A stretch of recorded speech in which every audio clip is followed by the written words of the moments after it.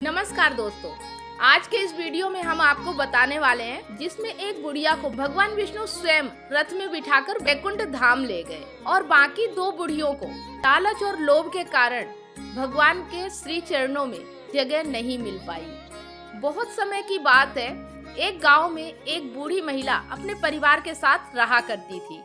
उस बुढ़िया का परिवार सुख पूर्वक अपना जीवन व्यतीत कर रहा था। प्रभु की कृपा से बूढ़ी अम्मा के पास किसी भी चीज की कमी नहीं थी। उनके बेटे और उनकी बहू उनकी खूब देखभाल किया करते थे। घर के सभी लोग बूढ़ी अम्मा का आदर और सत्कार किया करते थे। परंतु इन सब के बाद भी बूढ़ी अम्मा दिन भर भगवान का ही भजन किया करती थी। श्री कृष्ण की भक्ति में दिन भर लीन रहती थी। अपनी माँ को इस तरह से भगवान की भक्ति में दिन भर लीन रहते हुए देखकर उसने एक दिन अपने माँ से पूछ ही लिया, जब हमारे घर में भगवान का दिया हुआ सब कुछ है तो फिर आप दिन भर भगवान की भक्ति में क्यों लीन रहती है। बेटे के मुख से ऐसी बातें सुनकर बूढ़ी माँ बोली कि मैं एक बार मरने से पहले भगवान के दर्शन करना चाहती हूँ। बेटा हंसते हुए बोला कि माँ, इस कलयुग में भगवान आपको दर्शन देने क्यों आएंगे।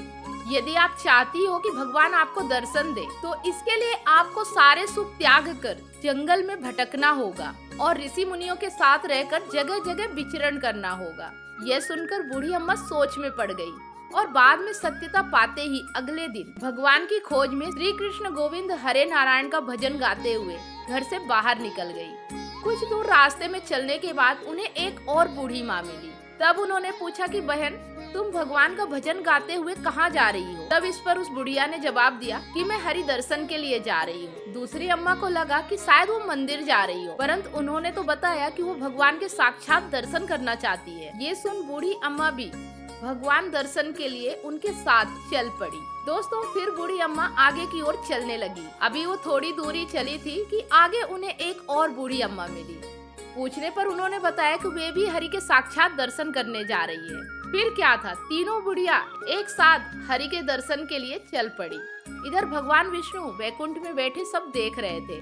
फिर उन्होंने उन तीनों बुढ़ियाओं की परीक्षा लेने का विचार किया और अगले ही पल उन्होंने रास्ते में एक सोने से भरी पोटली गिरा दी। परंतु पहली और दूसरी बुढ़िया उस सोने की पोटली को नजरअंदाज करके आगे बढ़ गई। परंतु जब तीसरी अम्मा की उस सोने से भरी हुई पोटली के ऊपर नजर पड़ी तो वह प्रसन्नता से उसे लेकर वापस लौट गई। ये देखकर भगवान विष्णु मुस्कुराने लगे।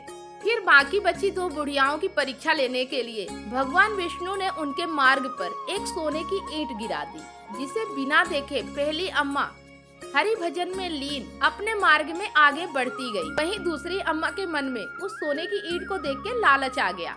वो खुश हो गई और कहने लगी, प्रभु ने मेरी मनोकामना पूरी कर दी, मुझे प्रभु के दर्शन के लिए जाने की आवश्यकता नहीं है। ये कहकर वो अपने घर लौट गई। लेकिन पहली अम्मा भगवान का जाप करते हुए अपने मंजिल की ओर आगे बढ़ती गई। देखकर भगवान विष्णु ने अम्मा को उनके मार्ग से विचलित करने के लिए उनके रास्ते में हीरे मोती का ढेर लगा दिया, जिसे देख बूढ़ी अम्मा मुस्कुराते हुए बोली कि प्रभु, इतने सस्ते में मैं आपका पीछा नहीं छोड़ूंगी, और अपने लक्ष्य की ओर विष्णु भजन गाते हुए आगे बढ़ती गई। फिर भगवान विष्णु ने उनके दृढ़ संकल्प को तोड़ने के लिए गर्जना करते हुए तूफान ला दिया। परंतु वो बूढ़ी माँ अपने मार्ग से टस से मस नहीं हुई। उनकी भक्ति और एकाग्रता देखकर भगवान विष्णु प्रसन्न होकर उनके सामने प्रकट हो गए और उनसे उनकी मनोकामना पूछी। बूढ़ी माँ अपने सामने प्रभु को देखकर नाचने लगी और फिर बोली, प्रभु, मेरी एक ही कामना थी कि मैं मरने से पहले आपके दर्शन करना चाहती थी और वो मेरी मनोकामना पूरी हो चुकी है। इतना कहते ही बूढ़ी माँ भगवान विष्णु के चरणों पे वहीं गिर पड़ी और वहीं पे उनकी मृत्यु हो गई। बैकुंठ से एक रथ उतरा और भगवान विष्णु स्वयं उस रथ में उस बुढ़िया को लेकर चले गए। इसीलिए दोस्तों, शास्त्रों में कहा गया है कि यदि भगवान में आप खुद को विलीन करना चाहते हैं तो काम, क्रोध, लोभ, मोह सारे व्यसनों को त्याग दें।